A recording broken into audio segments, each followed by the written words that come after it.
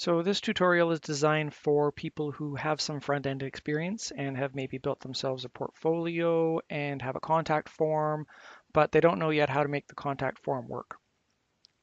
That having been said, I'm going to build it from scratch, the front end and the back end, so you can see how the two are integrated.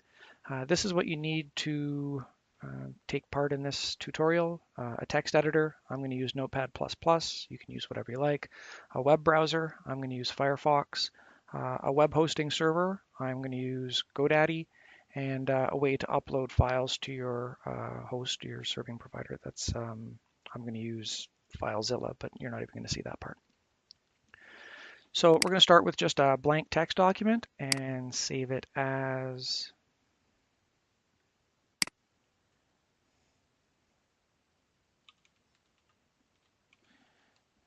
index.php.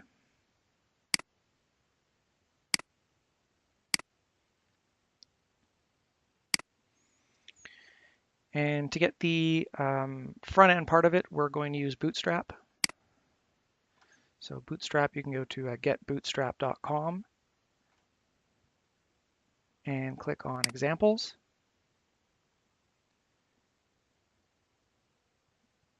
And the one I like is called album. And you can see that this would make for a pretty snazzy portfolio. It's got a bunch of, you could show a picture of your site and then a brief description before linking somewhere else to see the actual site maybe. There's a drop-down menu and a couple of buttons. So, I mean, it's a pretty nice looking site. We're going to use this one. So to make it pretty quick and dirty, we're just going to view the page source.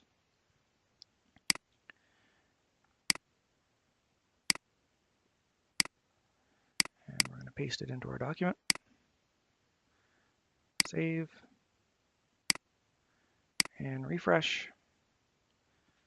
And we have something. And it doesn't look anything like it's supposed to look. And that's because the cascading style sheets, the CSS, is not there. You can see here that the CSS link is local.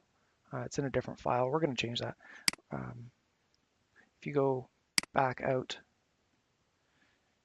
to getbootstrap.com,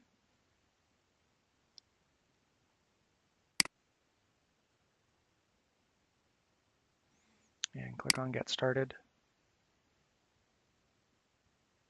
it'll give you the CDN, which is like the stored version. So you can just click Copy there, and we're going to paste that in where it says Bootstrap CSS. Save it, refresh the page, and that looks like a lot better. It's not quite right yet because we have a custom style sheet. So what we're going to do here is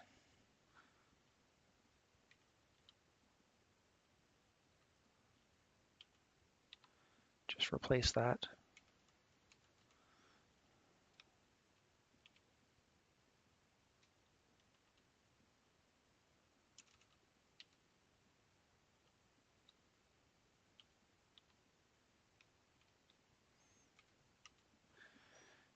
You can see in the source, the custom style sheet is at album.css. So we'll just copy that and put it there. And now you can see this is the custom part of CSS for this page. I'll paste it in there in between the style tags. Move this in a bit. Save. Refresh. And that looks different. Now the Jumbotron is white instead of gray. So it's looking more like the way it's supposed to look according to the original. The drop-down menu doesn't work. The reason the drop-down menu doesn't work is because there's no JavaScript yet. So we scroll all the way down to the bottom and we see here's where all of the JavaScript stuff would be. So just on the same page where we got the CSS from, we're going to copy the JavaScript And all of this script business here, we're just going to overwrite with the stuff from the CDN. Save, refresh, and now the drop-down menu works. Okay, so I'm going to do a little bit of a house cleaning. There's a couple of things I don't like. I don't like that there's 9 of these cards and 2 buttons, so we're going to clean up a little bit of that. This is where the cards start here, so I'm just going to take all of these out. I'm going to get rid of 3 of them. And the buttons are here. We're only going to need 1 of them for this particular project. And obviously, since this has a contact form, we'll make a button that says contact me. And we're going to link it to contact.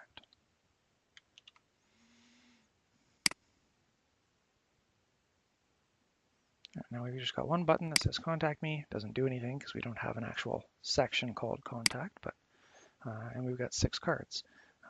Little image things are missing from the cards, so just going to do a Google search for website, just website, and I like this one here, so just going to copy the link location, and these cards here.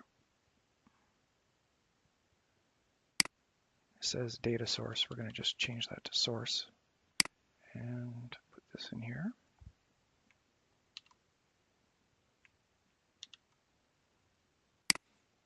See if that worked.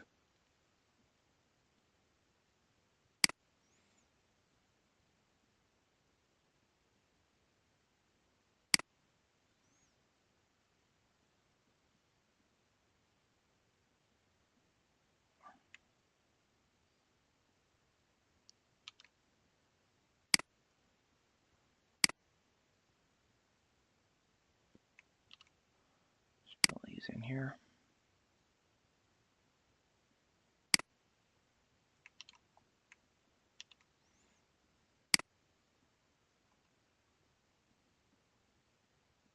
Okay, so I don't know what happened there. Google changed the link, so I just got the link again, and we'll just take all of this stuff, which is it just came out of exactly what I did.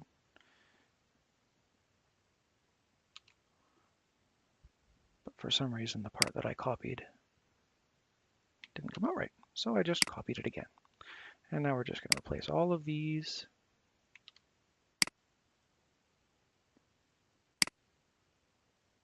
with source equals, and then the thing from Google.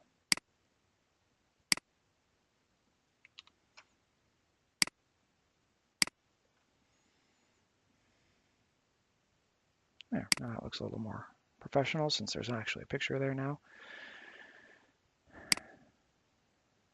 So part of the housekeeping is done, and we're going to add the contact form down here. So one of the things we need to do is figure out where here is. In Bootstrap, everything is divided into rows and columns. So here's the row that has all of the cards in it.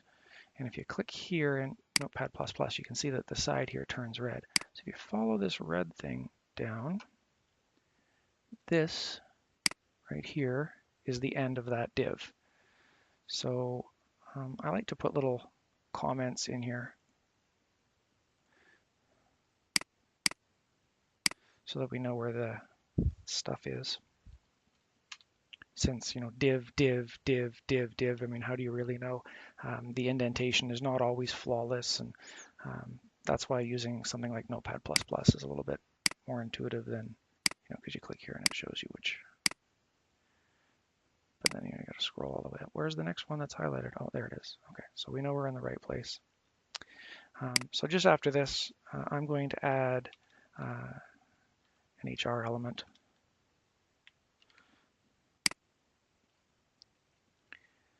Which is just a line that adds like a nice little divider. And we'll make a whole new div.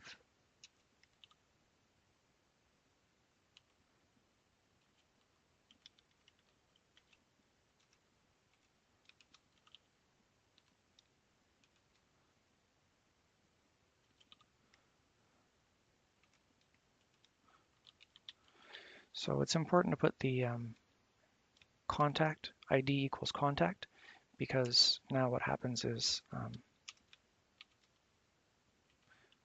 when you put this, I'm just going to close off that div there, save it, refresh.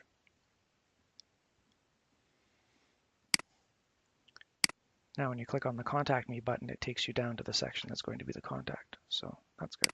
So we have a row, and now what we're going to do is add one of our, add a div for our columns.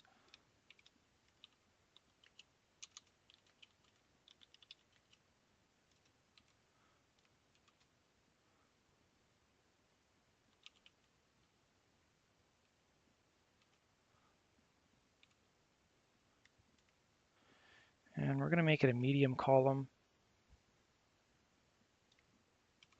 because you can see all of the other columns are call mid. In Bootstrap 4, you don't have to specify the number.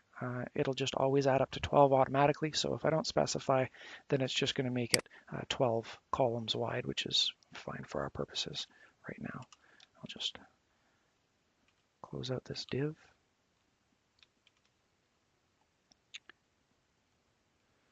And how about we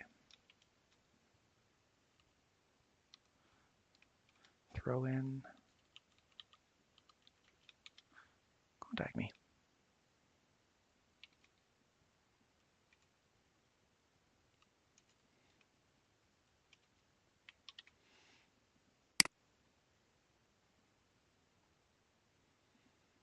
There, so now we have a Contact Me. If I click on the Contact Me, it takes me down to that section. We're going to use one of Bootstrap's built-in classes called text-center.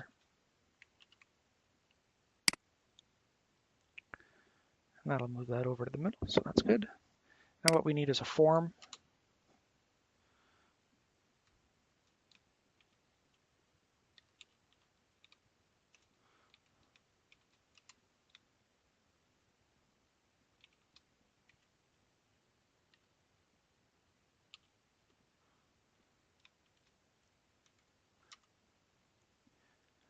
And we can get the form from Bootstrap.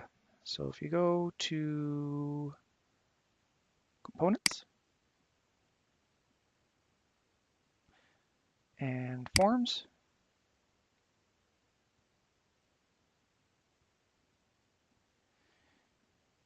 you can see that they have all the nice forms made for you already. We're going to go down to where it says Form Controls, and we're going to take this email one.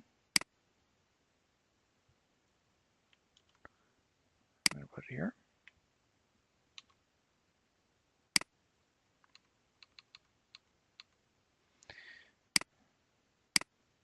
And we're going to do this one twice. What we're aiming for here is a name, an email, and a message. And we also want a text area for the message. So we're going to copy that. I'll put that in there.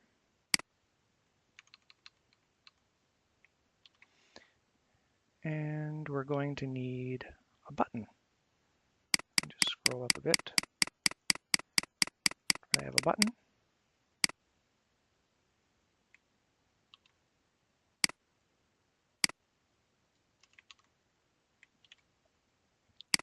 And let's see how this looks. Now we have a contact form.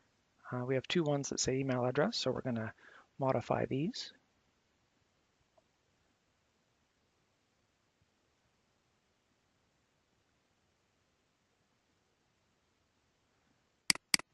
So we're going to call this name.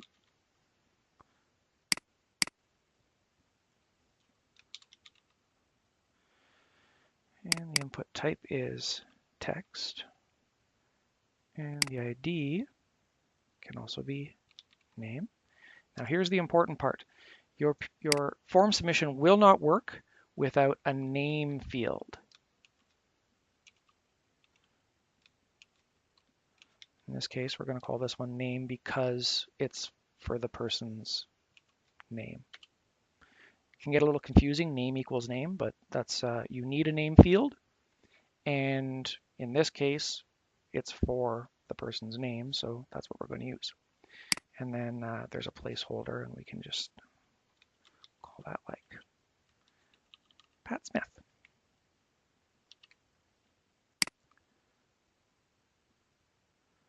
And now we have name and Pat Smith there. So that's good. The next one is label for, I'm going to call this email. Makes sense, right? Email address is fine. Input type equals email. That's good. And ID, we'll call that email. And remember, we need a name.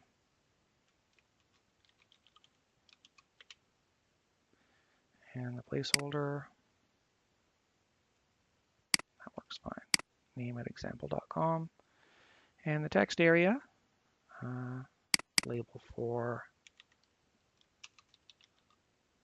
message.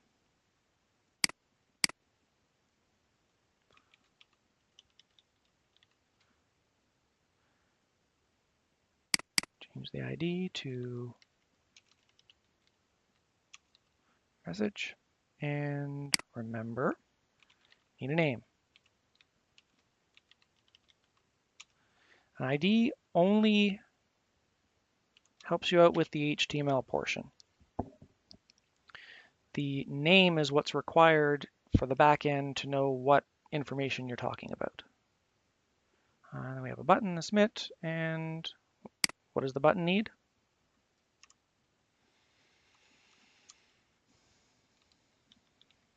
Needs a name.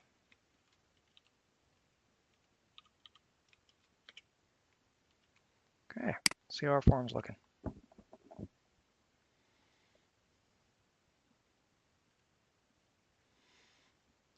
Okay, so all that should be working now. If we click on submit, it doesn't do anything because we haven't told it what to do. So what happens is the form itself needs an action. And the action is the page or the script that's going to take the information from the form and do stuff with it, the stuff that you want it to do. So in many websites, this is a different file. It'll be called like contact.php, and then all of the information that gets sent, the customer's name, email address, and message, gets posted as an array and then sent to that contact.php, for instance. And that contact.php page has all of the code to process and send the email or whatever it is that you want to do. In our case, we're going to keep this all on one page. And we could do something like index.php because that's what the page is called. So if I want it to come here, that's good. The difficulty is that that doesn't really help you with code reusability. Because what if I call this index.php, but you want to call your page portfolio.php, whatever you want to call it, then you'd have to go in here and change this thing too. We have a way of fixing it so that it's more dynamic. And what we're going to do is for the action, we're going to put in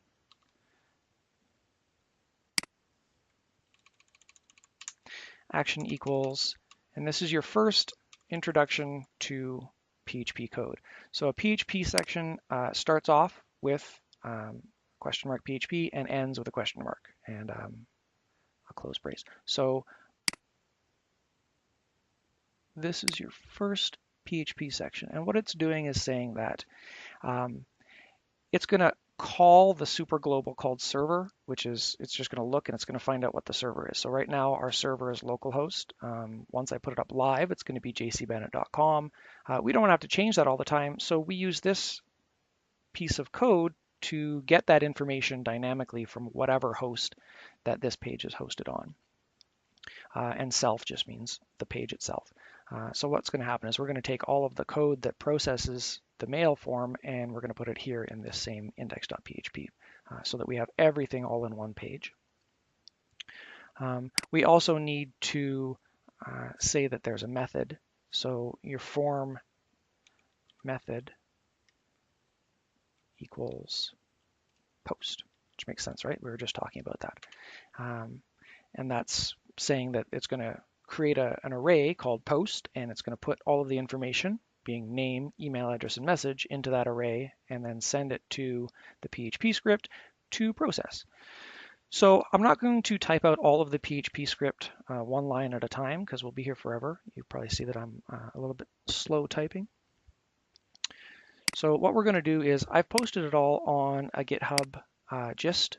You can just go to the gist. I'll put the link in the description, and you just copy the whole thing.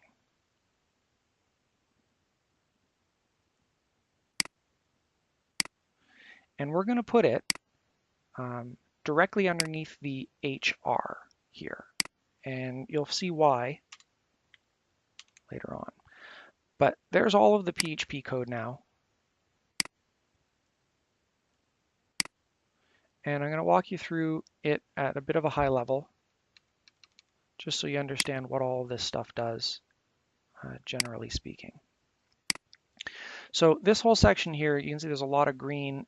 This is all commented out. These are the sections that you can change if you want to. The very first thing you're going to want to do now is change this to your actual email address, the one that you want the contact submission to be sent to. So I'm going to send that to me.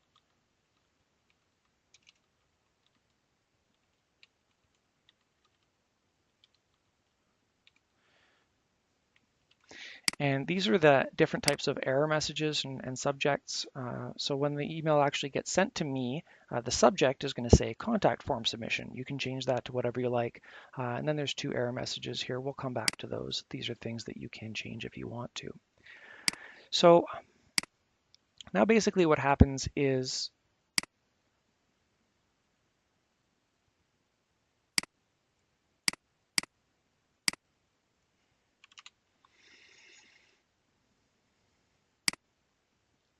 we need to make sure that the information that is getting sent here is getting processed. So all of these things, like I tried to explain, are going to be in an array called post at different locations. We need to check that array to see if the things that we want are actually in it. So what I'm doing here is we're saying if the post has been submitted, like if the submit button has been pressed basically, and then if there's stuff in the things that we want.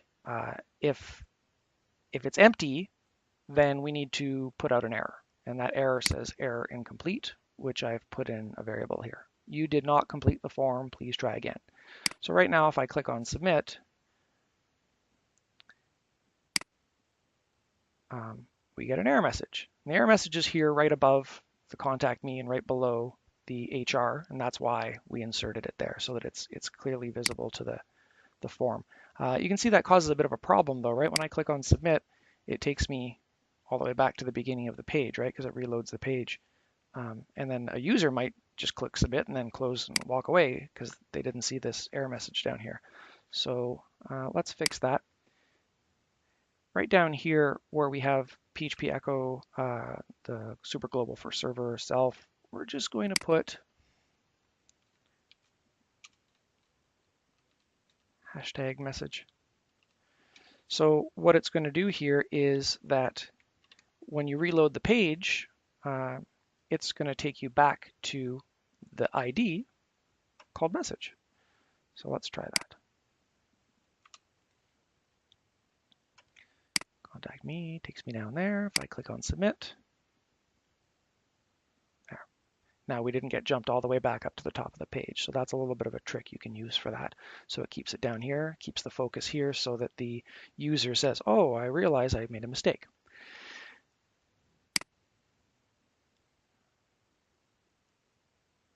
So if there is no error, if all of these things have been filled in properly, then start doing stuff with it. What we're going to do is we're going to take the stuff out of the array, the name, the email, and the message, and we're just going to assign them to shorter variables, just so they're easier to work with. And here, so we have the message part going into a variable called message, and then I'm taking message and I'm word wrapping it. It's just so if somebody has a really long message to you, it doesn't come out as one really, really long line. After 70 characters, it'll wrap. The headers here, I'll explain that once we actually send the message. This section here, mail, that's the actual command that says, all right, send everything. Do what you're supposed to do, send it. It's going to go to my email with a subject of subject, which we set up here, which was contact form submission. And it's going to have a message of message, which is what it gets from the message field. And it's going to have the headers. And I'll explain the headers later, which is basically just additional information that you might want to have. So what I've done there is now we assign that to a variable so that we can check it. So if this is true, because what happens is the mail function returns either true or false, true if it was successful or false. So we're taking the return value, assigning it to result, and checking. Is it true? If it's true, then we're going to put out an alert that says success. And that information is here under success _ submission. It says your submission was successful. I will get back to you soon. And if it doesn't come back true, therefore if it comes back false or anything else, it says success, error _ submission. And that is up here, error _ submission. Your submission was not successful due to an unknown error. Please try again later. So that's basically the entire code. Now what we're going to do is a little bit more housekeeping. Let's say you have a user comes along and they write a whole bunch of stuff. I'm just going to take some lorem ipsum text here. And they pour their heart out for lines and lines and lines and lines. And, they enter this and they really are passionate about this. And they want to send it to you, but they forget to fill in one of the other fields. Okay, they forget to click on the email address and they click submit. Well, you get the lovely message that says you did not complete the form, try again, but all of their, heartfelt message is gone. And they're going to have to type that all in over again, or they may just give up and walk away. You don't want that to happen. It turns out that all of that information isn't gone. Where is it? It's in the post array at the message location. So we need to find a way to pull that out there automatically. So if something goes wrong, all of that is lost for the user. And there's a bit of a trick to that.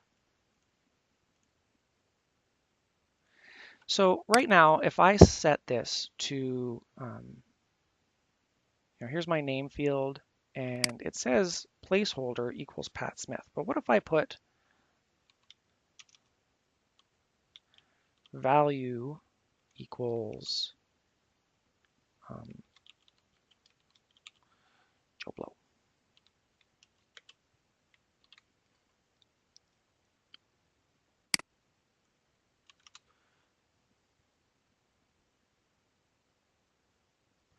You're going to see that now it has an actual value there all the time by default. Now, obviously, we don't want that. We like the placeholder there. But you can see that that's a way that we could potentially put stuff back in there. So what we're going to do is we're going to replace this value equals Joe Blow with something that's dynamic. It's basically going to say the value equals whatever is in the post array at the name field. So that's value equals PHP if not empty, the post at the name field, then echo means put it out to where it is. So we're going to save that. refresh the page, and we're back here. Now, if I type in JC and then click on submit, it says you do not complete the form, but my name is still there. And I can edit it. It's the real deal. It's really there. So we're going to use that same idea to protect ourselves for the other ones. So we're going to copy this and post it there. This time you have to change this, right? So that it says email. And this one says email. Now if we refresh,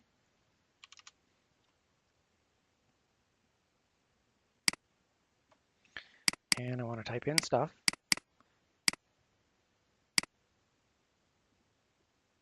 well, example at example.com also stays there. So 2 out of 3 ain't bad.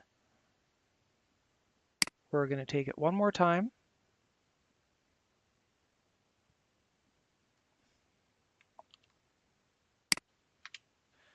And this time you don't put it in that section. You're going to put it in the text area where the actual field is.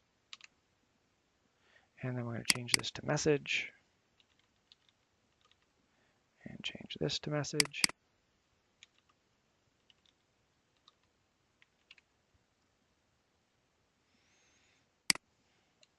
And we'll reload.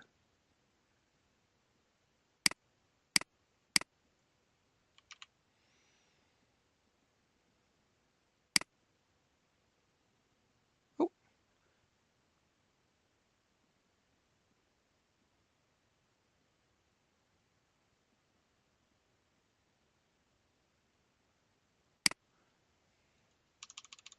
It's not supposed to have the value part. It's just supposed to have the PHP part.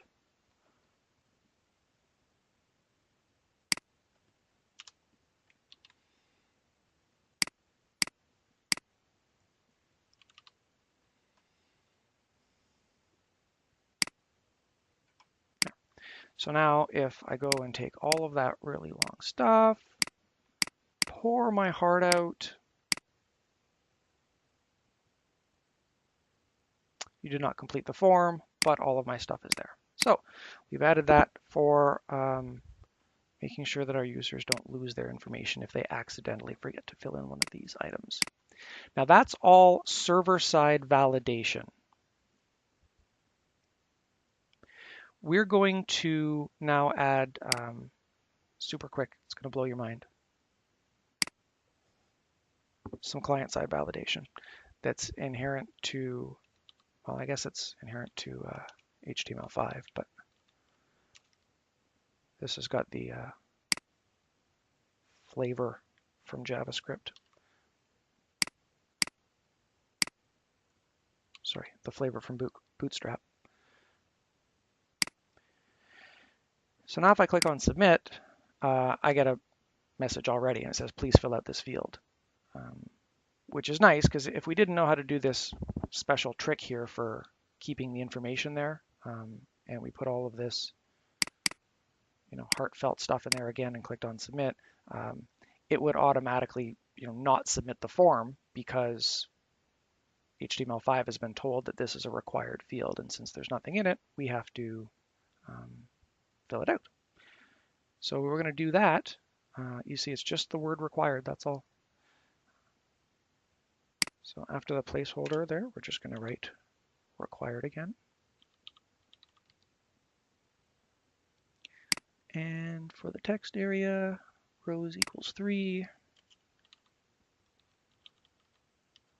required.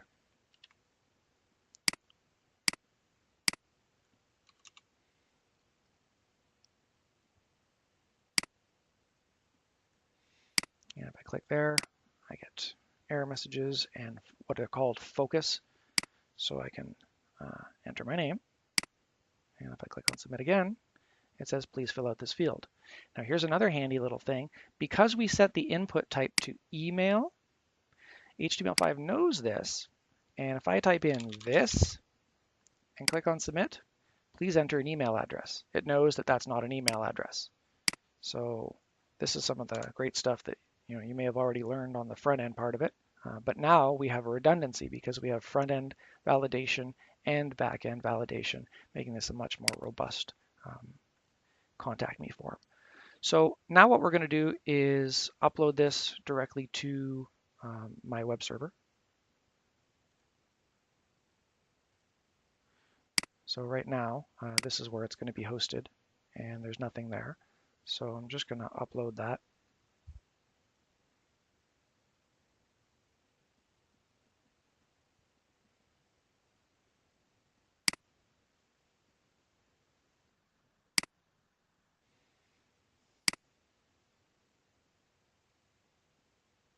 Okay, so there it is.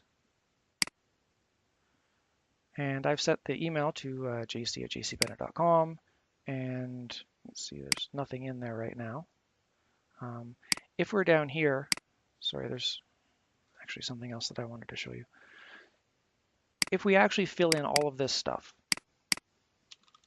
and click on submit,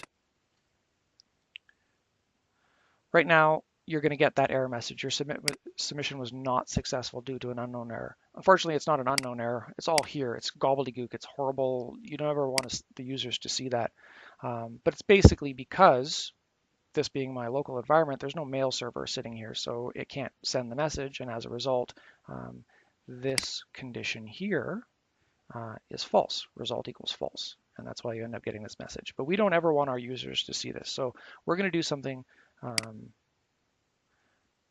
called error suppression. So where it says mail, result equals mail, that's the actual call, right? We're just going to put an ampersand in front of that. And refresh. And that's going to suppress that error message. So when you actually enter your stuff and click on submit, you're going to get the pretty error message that we set, but the other one isn't going to show there. So that's the really, really complicated way to suppress error messages. Throw an ampersand in front of the call. So I'm just going to upload that back to the server there, now that we have that error suppression in.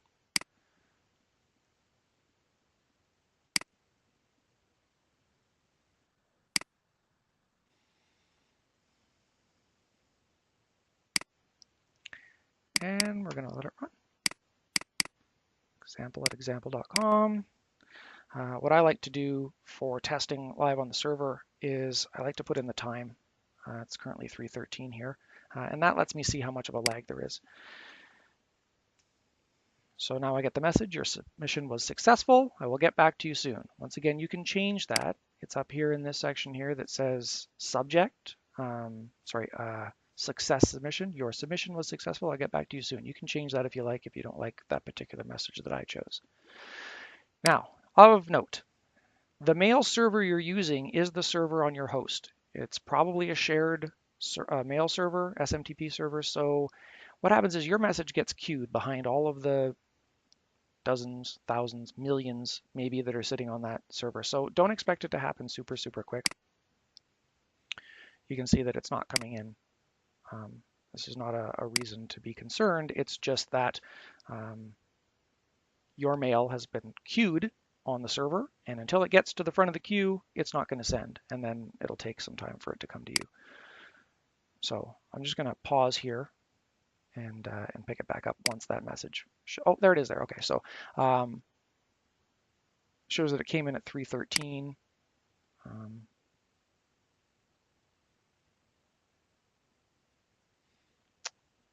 And I sent it at 3:13, so that was actually pretty quick.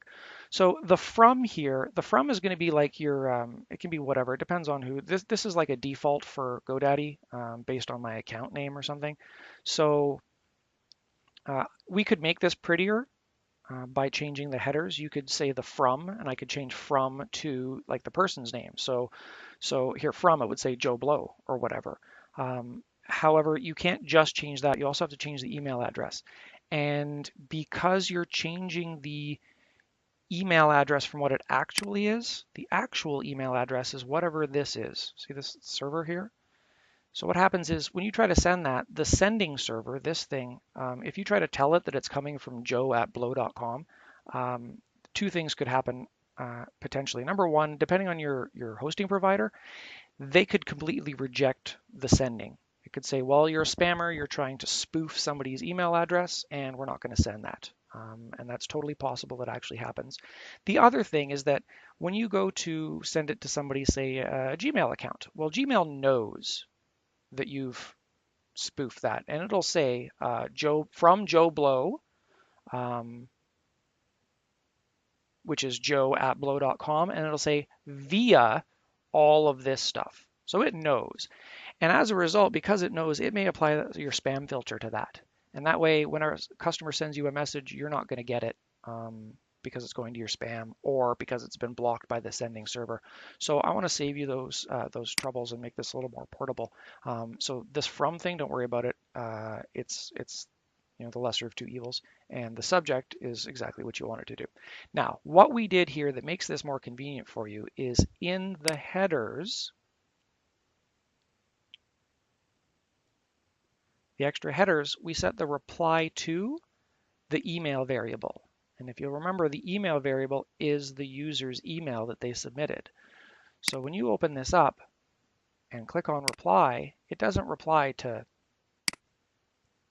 JSAT blah, blah, blah. It replies to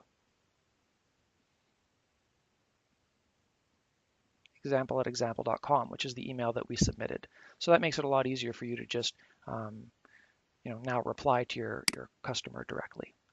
So I hope that is going to be helpful for you. If you have any suggestions, comments, please add them to the comments field and click like. Thanks.